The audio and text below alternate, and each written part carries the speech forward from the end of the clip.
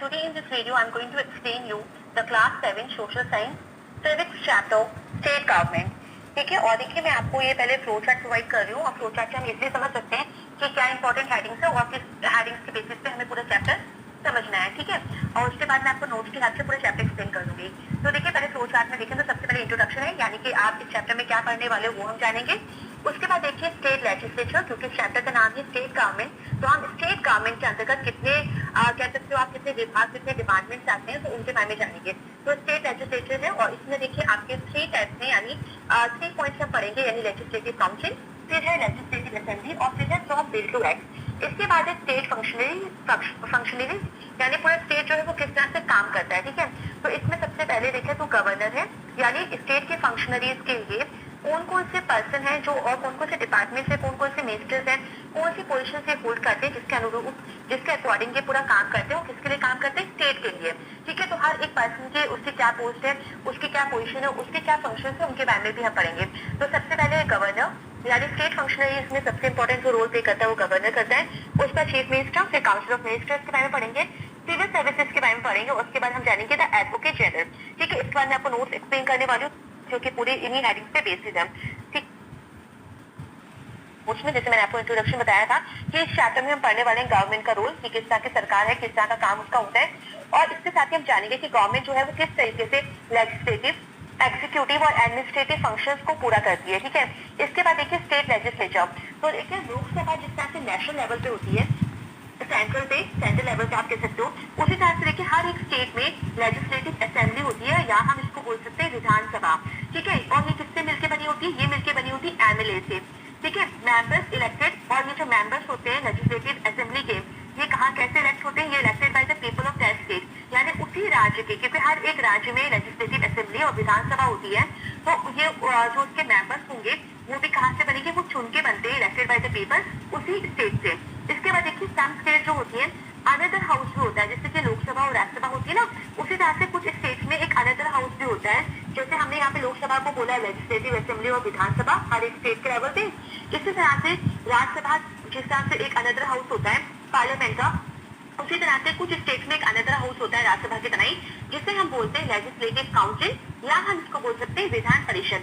ठीक है, तो ये आप क्लियर रखिएगा क्योंकि यहाँ से क्वेश्चन आपका बन सकता है। ठीक है, कि लेजिस्लेटिव असेंबली और विधानसभा देखिए दोनों एक ही है, एक ही नाम है। ठीक है, इसी तरह से लेजिस्लेटिव काउंसिल को भी विधान परिषद बोला जाता है। इसके बाद देखिए legislatures that have both the legislative assembly and legislative council और the Vidhan Parishad are called bicameral. ठीक है, अच्छा जिन स्टेट में और जिन लेजिस्लेशन में आप कह सकते हो कि जहाँ पे लेजिस्लेटिव असेंबली भी हो और लेजिस्लेटिव काउंसिल भी हो या विधान परिषद, ठीक है, ये दोनों जब होती है तो उसको हम क्या क्या बोलते हैं, उस लेजिस्लेचर को, उसको हम बोलते हैं बाइकैमरल। ठीक है, जहाँ और लेजिस्लेचर मतलब होता है लॉ मेकिंग इंस्टीट्यूशन, जहाँ पे कानून बनता है। इसके बाद देखिए those legislatures that have only the legislative assembly are called unicameral. देखिए 1 मार्क क्वेश्चन यहाँ से आपका बहुत बनेंगे। आप याद रखिएगा कि जिन लेजिस्लेचर्स में सिर्फ एक ही ओनली द लेजिस्लेटिव असेंबली जहाँ पे होगी उसे हम बोलते हैं यूनिकैमरल, यानी बाइकैमरल मतलब दो, जहाँ पे लेजिस्लेटिव असेंबली और विधान परिषद दोनों होंगी उसे हम बाइकैमरल बोलेंगे उस लेजिस्लेचर्स को। और जिन लेजिस्लेचर में सिर्फ एक लेजिस्लेटिव असेंबली हो, यानी सिर्फ लेजिस्लेटिव असेंबली होगी, लेजिस्लेटिव काउंसिल और विधान परिषद नहीं होगी, उसे हम बोलते हैं यूनिकैमरल। इसलिए आपके कुछ एग्जांपल्स में दे देती हूँ आपको, काफी और भी स्टेट्स है, बस मैं कुछ स्टेट्स यहाँ दे रही हूँ आपको यूनिकैमरल स्टेट के एग्जाम्पल्स। तो ये है आपके उत्तर प्रदेश, महाराष्ट्र, कर्नाटका और बिहार। इसके बाद आते हैं लेजिस्लेटिव काउंसिल पे, तो देखिए it is called the upper house. ठीक है, इसको अपर हाउस भी बोलते हैं। इसके साथ ही देखिए जो इसका साइज होता है स्टेट लेजिस्लेटिव काउंसिल का, वो डिपेंड करता है total strength of its legislative assembly. ठीक है, कि इसकी लेजिस्लेटिव असेंबली में इसकी क्या टोटल स्ट्रेंथ है, उसके अकॉर्डिंग इसका साइज जो है, कितने लोग होंगे इसमें, वो निर्भर करता है। लेजिस्लेटिव काउंसिल देखिए एक पार्ट नॉमिनेटेड और पार्ट इलेक्टेड बॉडी है, यानी इसमें कुछ लोग जो है वो नॉमिनेटेड होते हैं और कुछ लोग जो है पार्ट इलेक्टेड बॉडी। ठीक है, तो कुछ जो है एमएलए के थ्रू है ना, उनके द्वारा चुने जाते हैं, गवर्नर के द्वारा चुने जाते हैं, और पार्ट इलेक्टेड बॉडी यानी कुछ जो मेंबर्स वो सीधे डायरेक्टली पब्लिक के थ्रू आते हैं। इसके बाद देखिए 5-6 उसमें मेंबर्स होते हैं जो लेजिस्लेटिव काउंसिल में आर इलेक्टेड। ठीक है, तो अभी जो मैंने बात बोली कि इलेक्टेड कितने होते हैं, नॉमिनेटेड कितने होते हैं, तो 5-6 जो मेंबर होते हैं वो इलेक्टेड होते हैं और जो रिमेनिंग 1-6 होते हैं वो नॉमिनेटेड होते हैं। अच्छा, ये नॉमिनेटेड जो रिमेनिंग सीट्स जो होती हैं वो कैसे फिल होती है, वो फिल होती है बाई पीपल और नॉमिनेटेड बाय द गवर्नर। ठीक है, ये कौन करता है इनको चूज, गवर्नर चूज करता है। इसके बाद देखिए the council elects it's chairman and deputy chairman from amongst its members. इसी तरह जो काउंसिल के जो चेयरमैन और डेप्यूटी चेयरमैन होते हैं उनको किस तरह से चुना जाता है, उनको जो मेंबर्स होते हैं उन्हीं में से एक दो को चेयरमैन और डिप्टी चेयरमैन मतलब मेंबर्स के बीच से ही उनको चुना जाता है। इसके बाद देखिए ये जो काउंसिल होती है परमानेंट बॉडी होती है जिसको कभी डिसॉल्व कभी भी आप कह सकते हो इसका डिसॉल्व नहीं होती है, ठीक है, ये खत्म नहीं होती है, इसको भंग नहीं कर सकते, ठीक है। इसके बाद देखिए members are elected for a term of 6 years. इसके जो मेंबर्स होते हैं वो 6 साल के लिए चुने जाते हैं और हर एक दूसरे साल यानी एवरी सेकेंड ईयर जो होता है 1/3 जो इसके मेंबर्स होते हैं वो कंप्लीट देयर टर्म, जैसे वो अपने टर्म को कंप्लीट कर लेते हैं उसके बाद वो रिटायर हो जाते हैं, ठीक है। तो ये काफी कुछ आप देख सकते हो, ये राज्यसभा की तरह ही है, पार्लियामेंट जिस तरह से सेंट्रल लेवल पे होती है तो ये आपका स्टेट लेवल पे है। इसके बाद मूव करते हैं नेक्स्ट पॉइंट पे कि अगर किसी को मेंबर बनना है इसका तो उस पर्सन को क्या आना चाहिए, मतलब क्या नीड है, क्या एलिजिबिलिटी है। तो सबसे पहली बात वो सिटीजन ऑफ इंडिया होना चाहिए और उसका नाम उस स्टेट के वोटर्स लिस्ट में होना चाहिए। इसके साथ ही देखिए उसकी एज जो है वो नॉट 30 ईयर्स से कम की नहीं होनी चाहिए और शुड बी मेंटली वो फिट होना चाहिए और फाइनेंशियली नॉट बैंकरप्ट, ठीक है। ऐसा ना हो कि उसके पास बैंक से बहुत कर्जा उसके ऊपर है और उसने वो कर्जा चुकाया नहीं है, तो फाइनेंशियली भी वो स्ट्रॉन्ग होना चाहिए, किसी तरह का कर्जा उस पर नहीं होना चाहिए, ठीक है। इसके बाद आते हैं नेक्स्ट हेडिंग पे, ये है लेजिस्लेटिव असेंबली। और देखिए every state has a legislative assembly. देखिए हर एक स्टेट में लेजिस्लेटिव असेंबली होती है, इसको हम विधानसभा भी बोलते हैं। It is composed of representatives directly elected by the people from assembly constituencies with in the state. इसके साथ ही देखिए जो इसमें जितने भी रिप्रेजेंटेटिव चुने जाते हैं वो directly elected by the people यानी लोगों को द्वारा चुने जाते हैं असेंबली कॉन्स्टिट्यूएंसीज में और उसी स्टेट में। अच्छा, these constituencies have been set up in such a way as to ensure proportional representation of the population in the assembly। इसके साथ ही इस कॉन्स्टिट्यूएंसीज में जिस तरह की सीटें पूरी की पूरी फिल की जाती है वो प्रोपोर्शनल रिप्रेजेंटेशन के थ्रू होती है, यानी पॉपुलेशन पे डिपेंड करता है कि उस स्टेट में कितनी पॉपुलेशन है, उसी बेसिस पे लोगों को यहाँ पे चुना जाता है। तो देखिए नेक्स्ट पॉइंट क्या है, तो देखिए जो मोस्ट पॉपुलर स्टेट है उत्तर प्रदेश, वहां से 404 मेंबर जो है वो लेजिस्लेटिव असेंबली में चुने जाते हैं। और इसके साथ ही देखिए जो सिक्किम है तो ये एरिया वाइज और as well as the population wise ज्यादा देखा जाता है। तो पॉपुलेशन वाइज देखा जाए तो सिक्किम से ये 32 मेंबर्स जो है वो लेजिस्लेटिव असेंबली में वहां के चुने जाते हैं। इसके बाद देखिए जो गवर्नर है can nominate of the Anglo Indian community, ठीक है। इसके साथ ही देखिए गवर्नर जो है वो कुछ मेंबर्स जो है लेजिस्लेटिव असेंबली में वो एंग्लो इंडियन कम्युनिटी के भी चूज करता है, ठीक है।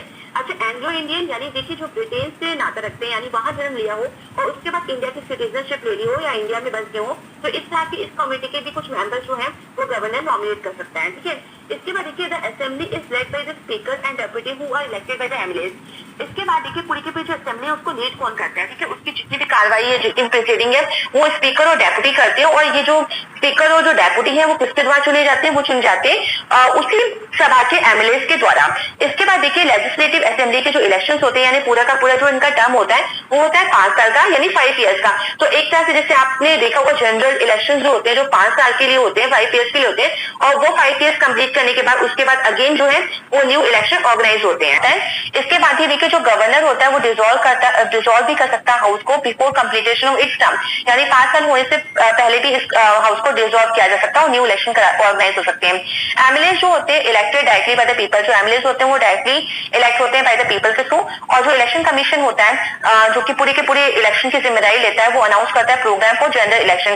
जो जनरल इलेक्शन यानी 5 साल के हर एक 5 साल टर्म के बाद जो न्यू इलेक्शंस होते हैं स्टेट असेंबली के लिए तो वो ऑर्गेनाइज किए जाते हैं और अनाउंस किए जाते हैं इलेक्शन कमीशन के थ्रू। इसके साथ ही देखिए जो इलेक्शन कैंपेन जो स्टार्ट होता है वो हर एक कॉन्स्टिट्यूंसी में साथ ही होता है। स्टेट में जितनी भी कॉन्स्टिट्यूंसी होगी उसमें एक ही साथ इलेक्शन कैंपेन जो है वो स्टार्ट हो जाता है और लोग अपने जो पॉलिटिकल पार्टीज है अपना प्रचार प्रसार करने में लग जाते हैं। इसके बाद देखिए नेक्स्ट करेंगे who can be elected to the legislative assembly, यानी कौन जो है वो लेजिस्लेटिव असेंबली के लिए चूज हो सकता है, एलिजिबिलिटी क्या है। तो सबसे पहली बात सिटीजन ऑफ इंडिया होना चाहिए, साथ ही उस वोटर भी होना चाहिए उस कॉन्स्टिट्यूंसी उस पर्टिकुलर स्टेट का, not less than 25 years age, ठीक है, 25 साल से कम की आयु नहीं होनी चाहिए। सीट रिजर्व होती है कुछ एससी और एसटी कैंडिडेट्स के लिए। इसके बाद आते हैं फ्रॉम बिल टू एक्ट। देखिए लॉ, ठीक है, कानून कैसे बनता है, पहले ये एक बिल होता है जो कि आप कह सकते हो कि पूरा का पूरा प्रोसेस क्या होता है। The process of making and passing laws is called legislation, ठीक है। तो पूरा का पूरा प्रोसेस जिसमें मेकिंग होती है और पास करते हैं लॉज को उसको हम लेजिस्लेशन बोलते हैं। अच्छा, हर एक हाउस में the house where this takes place is known as a legislature, और जिस हाउस में काम होता है लॉ बनाने का, मेकिंग और पासिंग लॉज, उस हाउस को हम बोलते हैं हैं लेजिस्लेचर। अच्छा, फिर देखिए सेंट्रल और स्टेट रिप्रेजेंटेटिव जो होते हैं वो इन्वॉल्व होते हैं पूरे लॉ मेकिंग प्रोसेस में, यानी सेंट्रल के भी रिप्रेजेंटेटिव्स और स्टेट के रिप्रेजेंटेटिव्स मिलकर लॉ को बनाते हैं, कानून को बनाते हैं, इसलिए उनको बोलते हैं लेजिस्लेटर्स। इसके बाद देखिए जो लॉ होता है वो होल नेशन में इनेक्टेड होता है और ये किसके थ्रू होता है? पार्लियामेंट के थ्रू। अच्छा, पहले देखिए एक बिल और जो ड्राफ्ट होता है, जो प्रपोज लॉ कि आपको ये कानून बनाना है, इसके लिए पहले आप एक बिल, ठीक है, पहले हम इसको लॉ नहीं बोलेंगे, कानून नहीं बोलेंगे, पहले एक बिल प्रपोज किया जाता है, बिल या ड्राफ्ट आप उसको बोल सकते हो, किसी भी हाउस में यानी किसी भी लेजिस्लेटिव असेंबली या लेजिस्लेटिव काउंसिल जो एक स्टेट का होता है वहां पे आप पेश कर सकते हो, इस बिल को प्रपोज कर सकते हो। उसके बाद देखिए जब इस पे बहस होती है, काफी सारी बातें होती हैं, उसके बाद देखिए जब गवर्नर इस पे साइन कर देता है तब ये जो बिल है ये कन्वर्ट होता है आपका लॉ में। तो याद रखिएगा, पहले इसको हम लॉ नहीं बोलेंगे, पहले हम बिल बोलेंगे, उसके बाद जब सारा प्रोसीजर कंप्लीट होता है उसके बाद जब गवर्नर साइन करते हैं तो उसके बाद ये बन जाता है कानून यानी आपका लॉ। अच्छा, मनी बिल्स जो होते हैं can be introduce only in the legislative assembly. ये याद रखिएगा कि जो मनी बिल्स होते हैं वो सिर्फ इंट्रोड्यूस करते हैं हम लेजिस्लेटिव असेंबली में, ठीक है। तो तीन तरह के बिल्स होते हैं, एक होता है आपका ऑर्डिनरी बिल्स, एक होता है मनी बिल्स और एक थर्ड आपका होता है कॉन्स्टिट्यूशन अमेंडमेंट बिल्स, जो आप क्लास 8 के टॉपिक्स में पढ़ेंगे, ठीक है।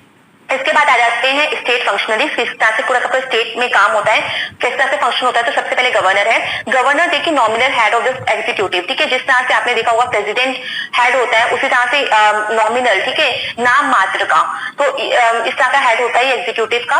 इसके बाद देखिए गवर्नर जो है वो appointed by the president, president के थ्रू गवर्नर को अपॉइंट किया जाता है, कितने साल के लिए? 5 साल के लिए।